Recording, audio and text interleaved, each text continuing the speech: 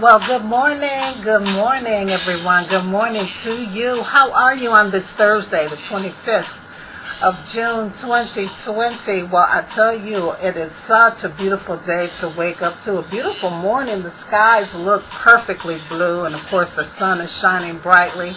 And we're supposed to have another beautiful day here in the Chicagoland area. So it certainly helps. It certainly helps, right? That's half the battle. All right, well, welcome to another edition of Marilyn's Cafe Society Radio right here on YouTube. And, of course, it's going to be a bit short. As usual, there's so much going on. You know how it is when you're a one-man band. But, hey, it still works. It still goes on. Well, I hope you're well, and I hope you have been having a wonderful week so far on this last week. Well, yeah, for the most part, the last week of June. Can't believe July is right around the corner. And, of course, Independence Day and so much more. We'll be talking about that a bit next show. Not this coming Saturday, but that first Saturday in July. All right. Well, here we are, delving into some cafe news, and of course, it's still all about the coronavirus, and we're just going to give you some updates. According to the World Health Organization, there are a little more than 9.2 million cases worldwide now, about 479,000 deaths, and on a lighter note, a little good news, about 4.5 million have recovered, right? So I've been leaving that part out, so that's a little hope. What is that? A little bit more than half that recover, those who are found to have the coronavirus. All right, so here in the United States, we're still leading with about 2.3 million cases, and according to the World Health Organization, about 121,000 deaths, and in terms of recovery, just under a million have recovered. Those of the 2.3 million cases, almost a million have recovered. So again, that's some good news in all of this. Now, from what I've been reading and understanding, the schools are grappling with how to reopen their doors in the fall. You know, some school systems, districts across the country have already been suffering with underfunding and being under-resourced and so forth, particularly those in the urban communities. And now they're dealing with how to handle operating under the new social distancing guidelines that are being presented to them. So, of course, they have the PPE that they have to worry about supplying to staff as well as the children. They're going to have to break down the classrooms, make them smaller for social distancing purposes, which means they will need additional staff or additional teachers, right? And then that whole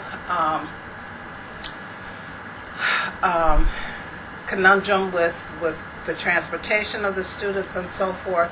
So it looks like this COVID situation is causing a financial strain, or what could potentially be a financial strain on school districts that have already been suffering. And, you know, how are they going to accommodate all these new health protocols, and what's going to be the answer? I think what's going to happen is they will allow the school buildings to open. And this is just, me thinking. And I shouldn't say just me thinking. This is me thinking. The school buildings will open. However, some students will be able to attend school with their teacher.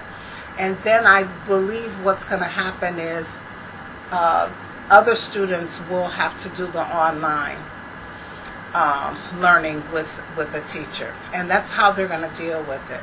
So, if you have a classroom of 30 students, only 15 of those students will be allowed back into that classroom, and then the other 15 students will have to participate in online learning, distant learning. And the school districts will just have to, and I'm sure the federal government along with state government will accommodate these districts with budgets to accommodate hiring new teachers who can do the online distance education and or teach a smaller group of students in other classrooms. But for some of the buildings, I think space is going to be a problem too, because a lot of them were already busting at the seams. So anyway, I'm going to stay positive. I'm sure that they'll get it all worked out. But we will be looking at two scenarios in the fall when school reopens. Some students will be returning to the school physically, and other students will continue to do the online education as they did in the spring. So much to think about, right? Well, here's something else to think about in this new world that we're living in. What sparked this report is conversations that I've been having with a few people, not a lot, but just a few people who in the last 2 to 3 weeks have returned to their non-essential jobs. In most cases, they're dealing with the public. And some of them have been reporting recently not feeling well, not to the point where they can't go to work, but just having this general not feeling well feeling. Some have been complaining of certain symptoms that we're going to talk about now. So anyway, upon those conversations, hearing those conversations, engaging in those conversations, I did a little research and I found several sources of information about individuals. Of course, we've heard about all the people who are asymptomatic. They have the virus, but they're asymptomatic, don't even know that they have it, and could be unknowingly passing it along to others. But there have been certain articles written about people who have already had the coronavirus and did not know it was the coronavirus. They thought that they had a cold, or they thought that they had the normal flu, or they thought that they had allergy problems. Well, listen to this. They're learning more and more about this coronavirus as they continue to study it, and apparently there's a range of symptoms that can manifest for those who have or have had the coronavirus. And a lot of times those symptoms are so, cross over into, like I was just saying, the common cold symptoms, the allergy symptoms, the common flu symptoms, that it gets misdiagnosed or overlooked because the symptoms are generally milder. So here are some of those symptoms. Now, this isn't written in stone, so, don't take my word for gospel, but just something for you to think about, and maybe something to prompt you to go be tested. I think I'm going to go get tested because this is kind of scary. So listen, if you've had some of these symptoms, I would say since November 2019 all the way through current date now, you could have already had the coronavirus. Have you noticed a change in your sense of smell or taste?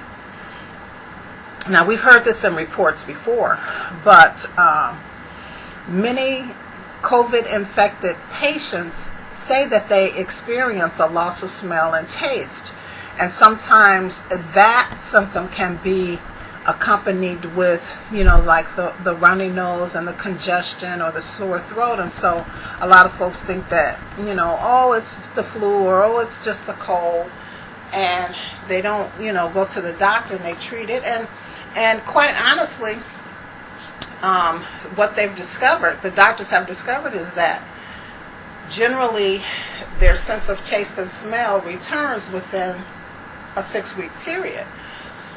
But again, this is all so new to the medical profession, that they are still working on research to find out why the changes in the senses occur, the inability to taste or the inability to smell. Here's another symptom that you could have had in the last 6 to 8 months, and you wrote it off as just a cold, a sore throat, congestion, a runny nose. Now, in today's world, don't just write it off as, oh, I have a common cold. No, you could in fact have had or have the coronavirus. And you should go see your doctor and go get tested, all right? Another symptom, decreased appetite. Suddenly you don't want to eat. And this symptom can be accompanied with that symptom of loss of taste or loss of smell. And so you don't want to eat, you don't want to drink, you don't know why, you just don't want to. And there could be no other symptoms that go along with this particular symptom. So again, it's a signal that your body is or could be fighting off that virus. So again, don't take it lightly. Go see your doctor and or get tested for the coronavirus. This is the one that we've heard the most about in the media and so forth, and that is this particular symptom, having trouble breathing. That has been one of the main symptoms that is a clear indication that you have coronavirus. You may also have coughing that goes along with that and a sore throat, because the reports are saying, the medical reports are saying that the COVID-19 generally attacks the respiratory system. So make sure that you seek medical help if that is a symptom that you are having. Exhaustion. Exhaustion is another one. Exhaustion is just your body telling you that you need to rest because perhaps it's fighting off something. It's using up all of your energy to fight off something that's in your body that shouldn't be there. For example, COVID-19.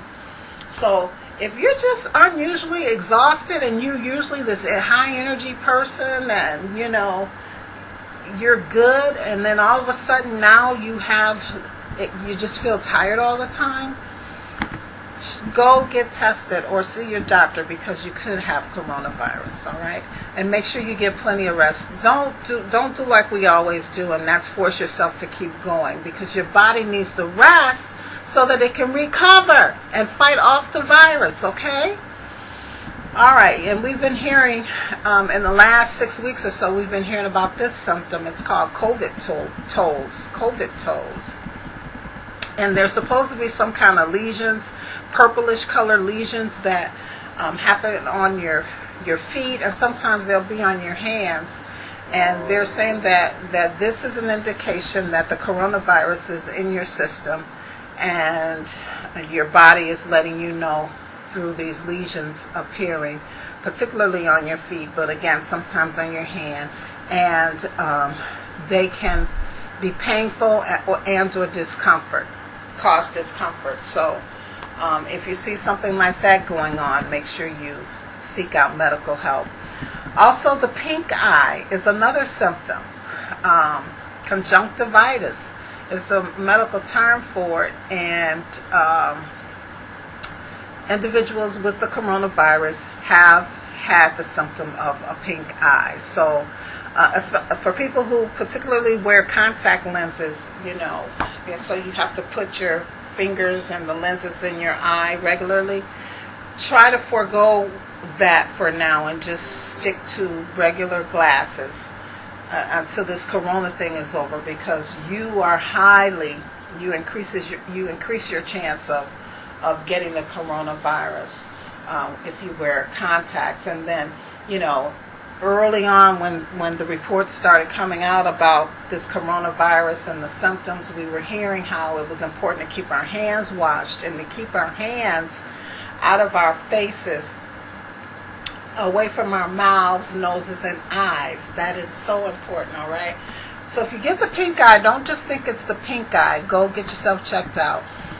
Another symptom, nausea and or diarrhea. Some people with the COVID-19 have experienced these symptoms, and usually you might have some kind of fever with it, as well as some lower respiratory tract symptoms, like, the coughing and so forth and so on. So, again, get yourself checked. Don't just think you ate something bad. It could be the COVID-19. High fever, speaking of fever, high fever is a symptom which we heard about early on when this virus hit us here in the United States. Fever is one of the most common symptoms. So if you just happen to get a fever out of nowhere, you may have the virus, so go get yourself tested. Muscle aches and pains that are commonly associated with the flu, right? And sometimes common colds. Just out of nowhere, you're just feeling achy, and your normal routines cause you to feel achy. You could have COVID-19. Go get yourself checked. Go get yourself checked. Skin rashes.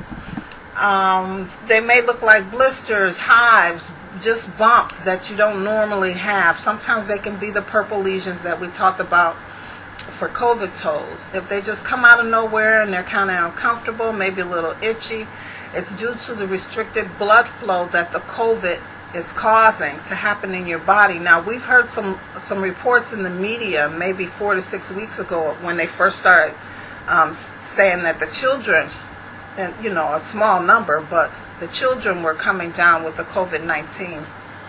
And this particular symptom was big with the children. They had these skin rashes.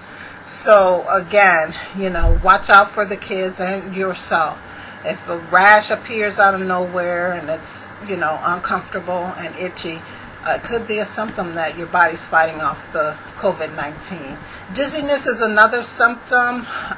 In rare cases, it's very rare, but in rare cases, some individuals who came down with the coronavirus experienced disorientation and dizziness. All right. Dry cough is another one. What's a dry cough? It's a cough that you have, but it's not producing anything. It's not producing any mucus or phlegm. It's just a dry cough that is persistent and never goes away. That could be indication that you have coronavirus. If you have chills and shakes and a fever, again, coronavirus potentially. So bottom line, people, let's get ourselves tested and make sure that we know without a doubt whether or not we have had, currently have, or have been exposed to the coronavirus. That way, for me personally, I mask up. I mask up when I go out in public. I mask up when I'm around people that I'm normally not around from day to day. And I even purchased a head shield. I rarely wear it, but, sometimes I'll even pull that out. And, if you're dealing with the public, just kind of protect yourself. I know it's hard in some industries of the public that you deal with not to have that one-on-one contact with people. How can you service people and you're 6 feet apart? You know what I mean? And then you may deal with those stubborn folks who come in who don't want a mask. And so they just want to, approach you and talk to you as if everything is well in the world, and it's not. You have the right to protect yourself. Put some distance between the two and even offer them a mask. And if your establishment requires a face mask in order for customers to be in there, you need to tell them they need to leave or get a face mask. All right? So in other words, protect yourself, protect yourself, protect yourself, because at the end of the day, who do you have? Who do you have? Yourself. So protect yourself and find out your status. so that you'll know, and you'll know how to go forward in the world when you are moving around and about. Although we should be doing it anyway, wear your mask. That's all I say. I'd rather err on the side of caution than to be regretful. Oh goodness. All right, so I hope that everybody is okay. All right, so in other news, it looks like that Louisville, Kentucky police officer who fatally shot Breonna Taylor back in March has officially been fired. Earlier this week it happened. So his name is Detective Brett Hankerson, and he was one of 3 officers who entered Breonna Taylor's home under a no-knock warrant back on March 13th for a investigation that was totally unrelated to her. And in the process, she was shot and killed, and it's just a sad, sad story. Well, anyway, the other officers who were involved have been placed on administrative leave, and it appears that none of the 3 so far have been officially charged. I did hear a report this morning. I didn't put that in my notes. I did my notes last night. But I did hear a report this morning that the 3 individuals who shot and killed Ahmaud Arbery in Georgia have officially been charged with his murder. So that's an update on that one. Let's just lighten things up, right? Let's lighten things up and get into some cafe talk. I thought this would be fun, particularly if you're a baby boomer and or a Gen Xer. Okay, a Gen Xer. So I stumbled upon this when I was researching for something else, but just some highlights of some things that the Gen Zers won't understand. Generation Z. Well, what is Generation Z? Just for a frame of reference, keep in mind that millennials are the people who were born between 1981 and 1996. They are called the millennials. So the Gen Zers are the young people who were born from 1997 to 2012. 1997 to 2012 are considered Gen Z or Gen Zers. And they happen to be the first group of humans here on Earth to be born in a time when technology was just the end all to be all. That's all they know. Technology. They grew up with all the technological advances and innovations that we're all enjoying right now. They don't know anything before all of this technology that they have. Like my generation, the Gen Xers / baby boomers, we have a frame of reference of other, life without the technology, but they don't. This is all that they know. So here's something that a Gen Zer may not understand. An alarm clock, right? How many of these young people have cell phones and they'll use their cell phone to set their alarm? Whereas my generation, we grew up with alarm clocks. I still have an alarm clock. So, although, the Lord wakes me up every morning, but I still have the alarm clock as a backup. They don't know anything about it. When you talk about an alarm clock, they go to their phone. All right. What about floppy disk? Remember those? Well, I can guarantee you that a Gen Zer has no idea what it is. Not even the harder, newer versions of the floppy disk that came out maybe 20, 25 years ago. The ones that I was first introduced to back in the day when word processors came out and then eventually they morphed into personal computers were floppy disks, the real floppy disks that were floppy.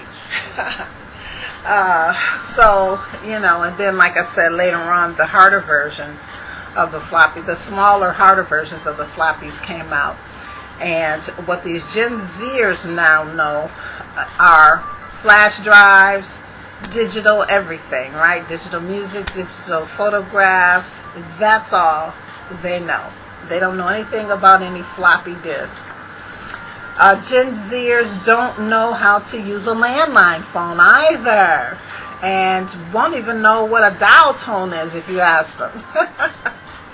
So, obviously some of them have grown up with parents or grandparents or even great-grandparents who may still have a landline, and so they may have that slight experience, although most of them were born with their own personal smartphones. So even if grandma or granddad or their parents had landlines, they still use their smartphones. So they wouldn't know. And don't dare show them the dial-up landlines, which no longer exists. Everything has the push button.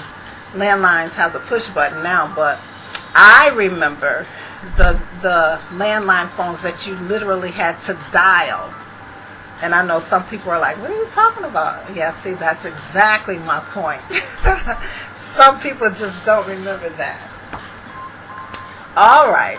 Too bad we're not on camera for visuals, but just Google it. Google for, if there are any Gen Zers tuned into the show, Google dial up landline phones and you'll get some pictures.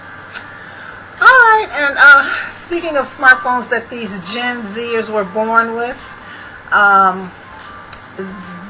the smartphones put tons of information right at their fingertips, and so just Google it. Google has made encyclopedias totally obsolete.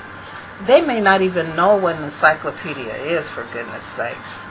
Although some of them are online now, but most young people have never ever touched a physical encyclopedia book. It's all right there in their smartphone, right?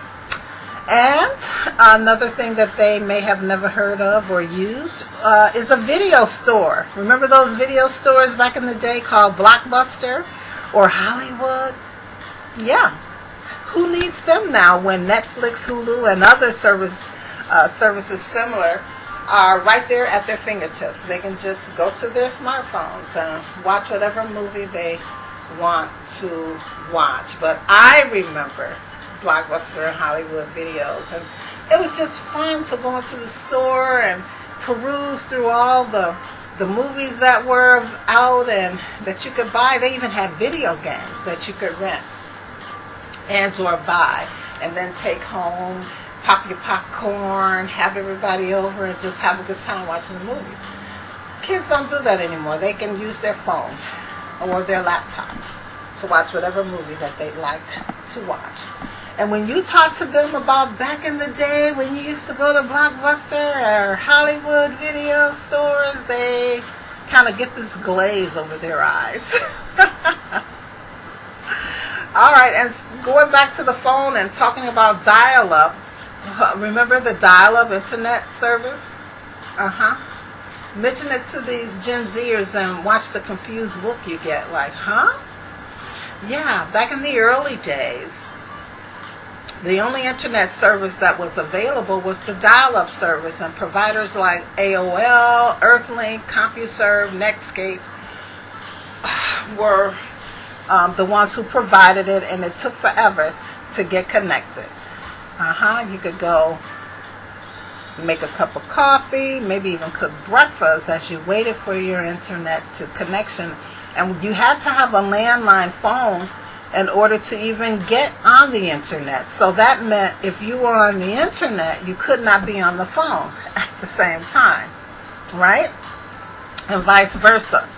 So, interesting times, and the kids, these Gen Zers, know nothing about it. By the way, dial-up internet still exists. Did you know that?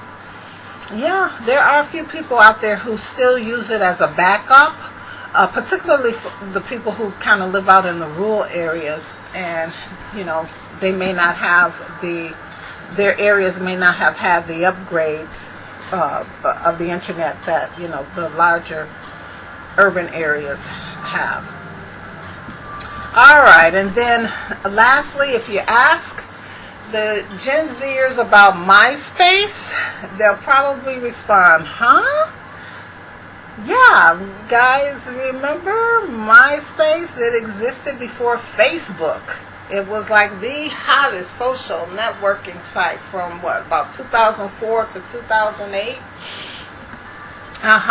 And then eventually Facebook came on the scene and kind of overshadowed it. But for the record, MySpace still exists, and it's mostly used by independent music artists, and maybe even some of the more widely known artists. But it's a place where they share their music and videos, and some people actually still use it just to connect and discover and share information and so forth and so on. So MySpace, although it's not very, very, very popular anymore, MySpace still exists. All right, so that's our cafe talk. I just wanted to throw that in to line things up. The news has been so heavy in the last couple of months, so just wanted to throw that out there, everybody. And just to pop in to say hello. I am going to get on out of here and get my day started, and finish up the blog. The blog should be posted later on this evening for those who appreciate the blog. Remember, you can find it on WordPress, Marilyn's Cafe Society on WordPress. You can also find me on social media, Twitter at Marilyn's Cafe Social, Facebook, Marilyn's Cafe Society, and the website, Maryland'sCafeSociety.com. And as always, right here on YouTube, Marilyn's Cafe Society Radio on YouTube. And remember, folks, continue to live, laugh, and love as we enjoy this beautiful weather here in the Midwest. As always, it's a pleasure and a privilege. We'll hang out again in a few days on Saturday. Peace, everybody. I do not own rights to this beautiful music that you hear playing in the background, but we'll close out with it.